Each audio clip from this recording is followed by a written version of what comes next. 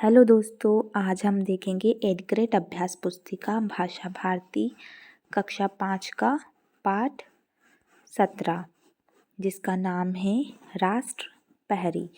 इससे पहले हम पाठ 16 तक देख चुके हैं, या आप प्लेलिस्ट में जाके देख सकते हैं। राष्ट्र पहरी का अर्थ क्या होता है? राष्ट्र पहरी का अर्थ होता है राष्ट्र की रक्षा करने वाला, अर्थात सैनिक।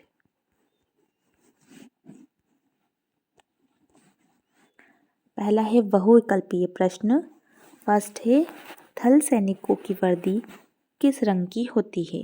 उत्तर है सी, गहरे रंग की। दूसरा है, जल, थल और वायु तीनों सेना का सर्वोच्च अध्यक्ष होता है। कौन होता है? ए, राष्ट्रपति। फिर है अति लघुत्तरीय प्रश्न। प्रश्न 3, नौसेना को और किस नाम से जाना जाता है? उत्तर है नौसेना को जल सेना के नाम से जाना जाता है। प्रश्न 4, दिए गए शब्दों के बहुवचन बताइए। बहुवचन क्या होता है? जब भी कोई वस्तु या कोई भी चीज़ जो एक से ज़्यादा हो जाए तो हम उसे बहुवचन कहते हैं। जैसे वर्दी अर्थात एक वर्दी, इसका बहुवचन हो जाएगा वर्दियों, अर्थात बहुत सारी वर्दियाँ। इकाई, जिसका बहुवचन होगा इकाइयाँ। प्रश्न 5, 26 जनवरी की परेड में सबसे पहले किस सेना के सैनिक दिखे? उत्तर है 26 जनवरी की परेड में सबसे पहले थल सेना के सैनिक दिखे। प्रश्न 6, नौसैनिक सफ़ेद वर्दी पहनते हैं। वाक्य में आए विशेषण शब्द को लिखिए। यहाँ पर हमें विशेषण शब्द बताना है। विशेषण शब्द वे शब्द होते हैं जो किसी भी शब्द की विशेषता बताते हैं। जैसे यहाँ वर्दी की विशेषता है कि वे सफ़ेद है, अर्थात विशेषण शब्द क्या होगा? सफ़ेद। वाक्य में सफ़ेद व नौ विशेषण शब्द है। जैसे सैनिक की विशेषता है कि वे नौ हैं, नौ सैनिक से सफ़ेद होगा। प्रश्न 7, रेगिस्तान की परिस्थितियों का वर्णन अपने शब्दों में कीजिए। उत्तर है रेगिस्तान में शरीर को झुलसा देने वाली भीषण गर्मी पड़ती है। यहाँ रेत के तूफानों की परवाह ना करते हुए सेना के वीर जवान हरदम सतर्क रहकर अपने देश की सीमाओं की रक्षा करते हैं। यहाँ के लोग बड़े प्रेमी होते हैं। प्रश्न 8, आप सैनिक ना होते हुए भी आप अपने देश की सुरक्षा किस प्रकार कर सकते हैं? अपने शब्दों में बताइए। उत्तर है हम सैनिक ना होते हुए भी अपने देश की सुरक्षा अच्छी तरह से कर सकते हैं। सर्वप्रथम देश में आंतरिक शांति व्यवस्था बनाए रखेंगे। देश के भीतर शांति व्यवस्था भंग करने वाले और असामाजिक तत्वों की सही और गोपनीय जानकारी देने में शासन को सहयोग करेंगे। आपस में भाईचारे, परस्पर सहयोग और एकता के सूत्र में बंधकर रहेंगे। प्रश्न 9 है, सेना के कार्यों को संक्षेप में लिखिए।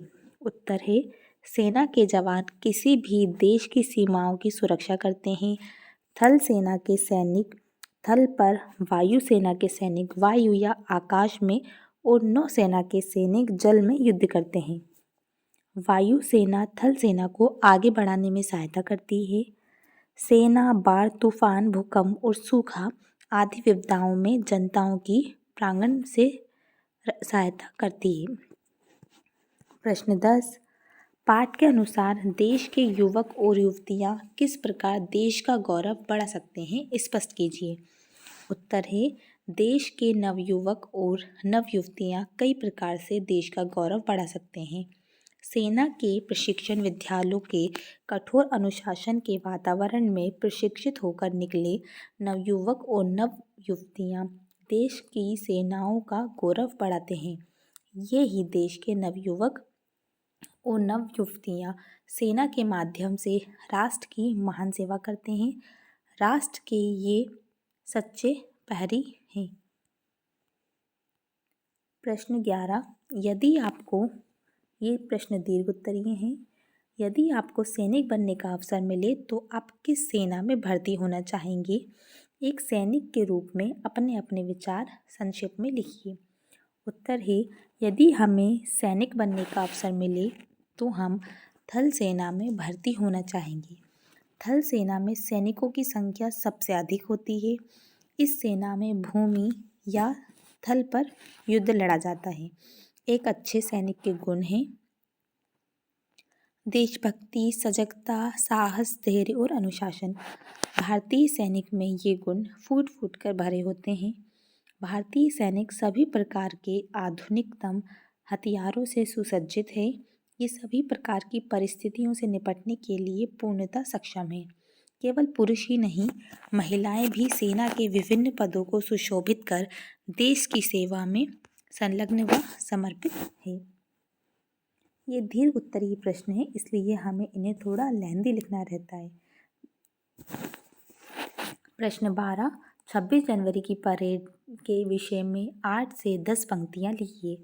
उत्तर है, 26 जनवरी की परेड में थल सेना, वायु सेना और नौसेना के सैनिक अपनी अपनी टुकड़ियों में कदम मिलते हुए बढ़ाते हैं। कतारों में चलते घोड़ों और ऊँटों पर बैठे सैनिकों की शान निराली होती है।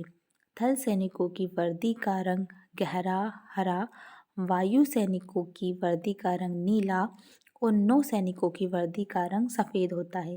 भारतीय सैनिक अपनी बहादुर और अनुशासन प्रियता के लिए विश्व विख्यात है। ये सैनिक आधुनिकतम हथियारों से सुसज्जित रहते हैं और सभी प्रकार की परिस्थितियों से निपटने में पूर्णतः सक्षम हैं। इसके बाद हम देखेंगे पार्ट 18। यदि आपको वीडियो अच्छी लगी हो तो लाइक करें, शेयर करें। कोई भी डाउट होने पर कमेंट बॉक्स में पूछ सकते हैं।